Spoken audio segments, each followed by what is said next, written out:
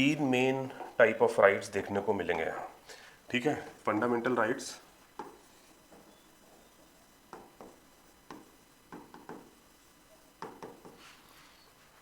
ठीक, ये तो एक हो गया। दूसरा है कॉन्स्टिट्यूशनल राइट्स,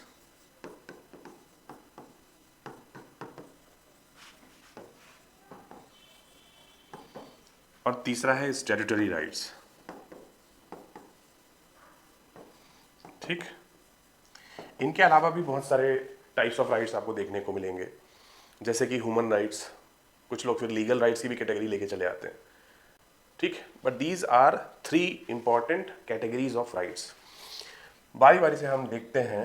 सबसे पहले हम बात करेंगे कि फंडामेंटल राइट्स कौन होते हैं, या अगर सवाल किया जाए कि डिफाइन फंडामेंटल राइट्स, तो आप कैसे बोलेंगे कि फंडामेंटल राइट्स की क्या परिभाषा है। तो यहाँ पे बहुत सिंपल सी परिभाषा है इसकी कि परिभाषा है कि इंडियन कॉन्स्टिट्यूशन में पार्ट 3 है। ठीक, कॉन्स्टिट्यूशन का जो पार्ट 3 है उसमें जो भी राइट्स मेंशन्ड हैं, ठीक, फ्रॉम आर्टिकल 12 टू आर्टिकल 35, ठीक, from article 12 to article 35 they are fundamental rights. ठीक है, भारतीय संविधान के भाग 3, ठीक, में अनुच्छेद 12 से 35 तक। So the rights which are enshrined in part 3 of Indian Constitution from Article 12 to Article 35 are fundamental rights। अब उसमें आप बहुत सारी कैटेगरीज की बात कर सकते हैं, जैसे कि इंडियन कॉन्स्टिट्यूशन में राइट टू इक्वालिटी है, ठीक, इसके बाद राइट टू फ्रीडम है, जिसमें freedom of speech and expression, right against arrest and detention, ये सारी चीज़ें कवर्ड हैं। फिर रिलीजियस राइट्स हैं, ठीक है, और राइट अगेंस्ट आप कह सकते हैं कि किसी भी तरह का कल्चरल एंड एजुकेशनल राइट्स भी है ना। राइट अगेंस्ट एक्सप्लॉयटेशन भी है। रिट्स हैं कि जब कभी भी किसी भी तरह का कोई भी राइट वायलेट हो रहा हो या रिस्ट्रिक्ट किया जा रहा हो, उस समय पे क्या रेमेडी अवेलेबल है आपके पास। तो फंडामेंटल राइट्स में तो आपने एक इंपॉर्टेंट फीचर पढ़ लिया कि राइट्स विच आर मेंशन्ड और enshrined in part 3 of Indian constitution are fundamental rights. इसके अलावा एनफोर्सेबल बाय द कॉन्स्टिट्यूशन, ठीक है, एनफोर्सेबल बाय लॉ। बैकअप है, किसका बैकअप है? कॉन्स्टिट्यूशन का। ठीक, कॉन्स्टिट्यूशन ये नहीं कहता है कि किसी सरकार द्वारा या पार्लियामेंट जब लॉ बनाएगी तभी ये राइट्स इंप्लीमेंटेड कहलाएंगे, नहीं, ऐसा नहीं है। कॉन्स्टिट्यूशन सेज कि दीज राइट्स एग्जिस्ट।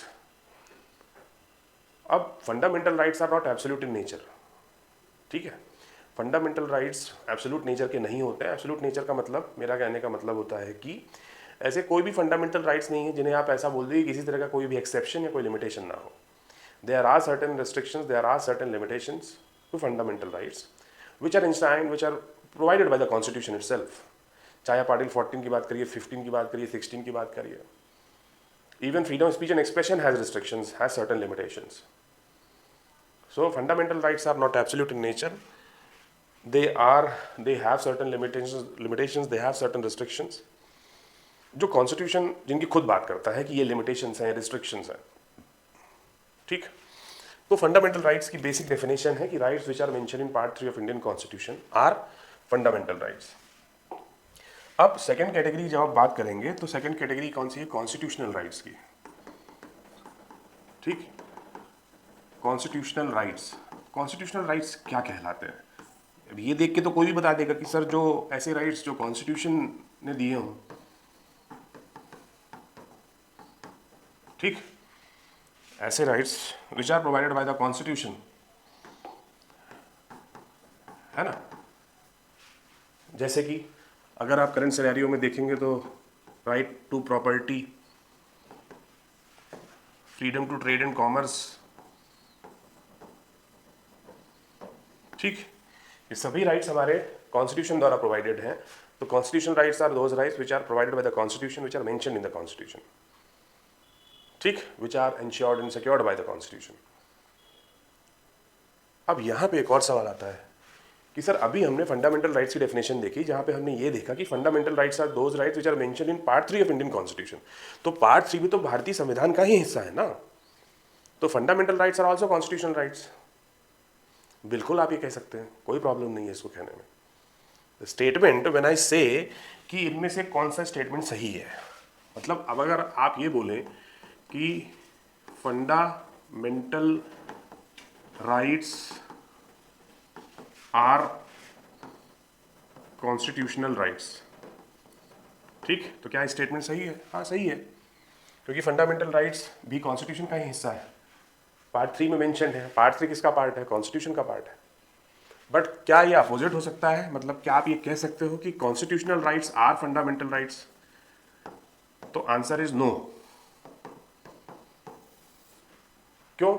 क्योंकि कॉन्स्टिट्यूशन में कहीं पे भी, पूरे कॉन्स्टिट्यूशन में अगर किसी भी तरह कोई भी राइट दिया हुआ है तो वो फंडामेंटल राइट नहीं कहलाए, क्योंकि फंडामेंटल राइट की अलग से कैटेगरी ही डिफाइंड है, and that is part 3 of Indian constitution.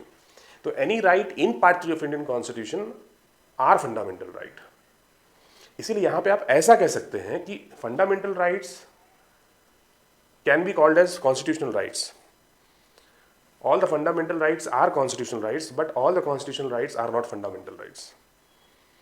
ठीक, आ रही बात समझ में? तो ये बहुत बेसिक सा डिफरेंस है between fundamental rights and constitution right. Fundamental rights are those right which are mentioned in part 3 of Indian constitution. Constitution rights which are provided by the constitution, which are mentioned in the constitution, जैसे कि right to property. अब जो तीसरी category आती है वो है statutory rights. ठीक, अब स्टैट्यूटरी राइट्स क्या होते हैं? अब स्टैट्यूटरी राइट्स में एक वर्ड आप देखेंगे आ रहा है स्टैट्यूट। स्टैट्यूट का मतलब होता है कानून, लॉ बना हो, यानी कि एक्ट पास हुआ हो। ठीक, यानी कि ऐसा कोई राइट जो आपको किसी कानून द्वारा दिया गया हो, which is provided by the statute, which is provided through law enacted by parliament और स्टेट लेजिस्लेचर। ठीक, तो any right which is applicable, which is enforced, which has a force of law, backup of statute, backup of act, that is statutory right. किसी कानून द्वारा किसी specific law बनाया गया हो, ठीक, कोई अलग से कानून बनाया गया हो, स्टैट्यूट बनाया गया हो पार्लियामेंट द्वारा, और उसके तहत आपको वो अधिकार दिया जा रहा है। जैसे कि right to vote. Right to vote एक स्टैट्यूट राइट है, स्टैट्यूटरी राइट है। ठीक है, क्यों है स्टैट्यूटरी राइट? क्योंकि पीपल्स रिप्रेजेंटेशन एक्ट 1951 द्वारा राइट टू वोट दिया गया है। Right to vote is mentioned in people's representation act, शायद section 62 talks about right to vote. ठीक, आ रही बात समझ में? So what are statutory rights? Rights which are provided by the statute, which has the backup of statute, which has been provided by the act enacted by the parliament। कि ऐसा कोई अधिकार जो आपको संसद द्वारा बनाए गए कानून के तहत प्राप्त हो। ठीक है, कि ये कानून बनाया जाता है, इसके तहत आपके पास वोट देने का अधिकार है। ठीक है, जैसे कि राइट टू अर्न।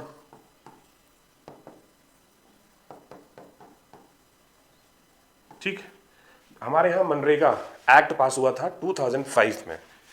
कब पास हुआ था?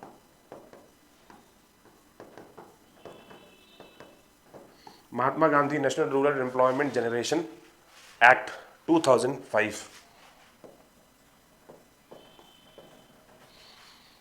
It provided right to earn to the people of this country, जो कि जो गरीब व्यक्ति हैं या जो ग्रास रूट लेवल पे जो लोग काम कर रहे हैं उनके पास अधिकार हो, राइट टू अर्न। तो ये भी किसी कानून के द्वारा दिया गया है, provided by the act enacted by parliament.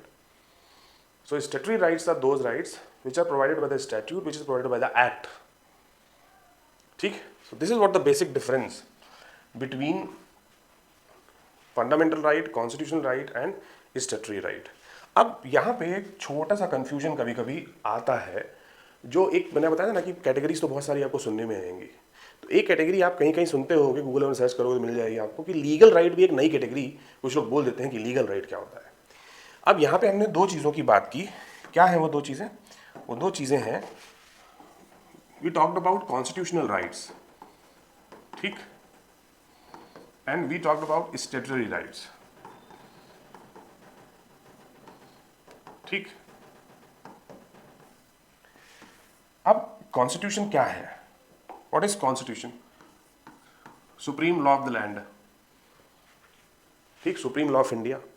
संपूर्ण भारत में किसी भी तरह का कोई भी, चाहे सेंट्रल गवर्नमेंट हो, चाहे स्टेट गवर्नमेंट हो, सुप्रीम कोर्ट हो, चाहे हाई कोर्ट हो, चाहे प्रेसिडेंट हो, चाहे प्राइम मिनिस्टर हो, चाहे गवर्नर हो, चाहे कोई भी हो, as per the constitution nobody is above the constitution, supreme law of the land. तो कॉन्स्टिट्यूशन भी एक तरह का लॉ ही है, ठीक। Constitution comes under the category, मतलब आप बोल सकते हैं कि भैया संविधान भी एक तरह का कानून ही है जिसके तहत संपूर्ण देश को चलाया जाता है, तो it is a law. Statute, किसी भी तरह का कोई भी स्टैट्यूट बनेगा वो भी लॉ ही है, चाहे इनेक्टेड बाय पार्लियामेंट हो, चाहे इनेक्टेड बाय स्टेट लेजिस्लेचर हो, ठीक है।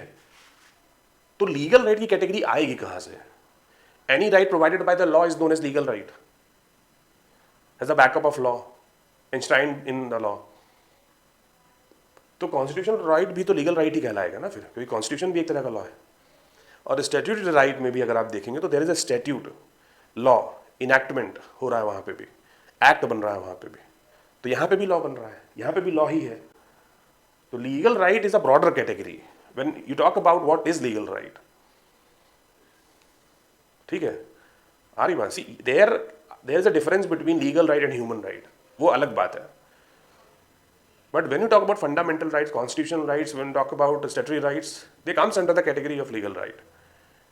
What type of legal rights do you have? We have constitutional rights, statutory rights.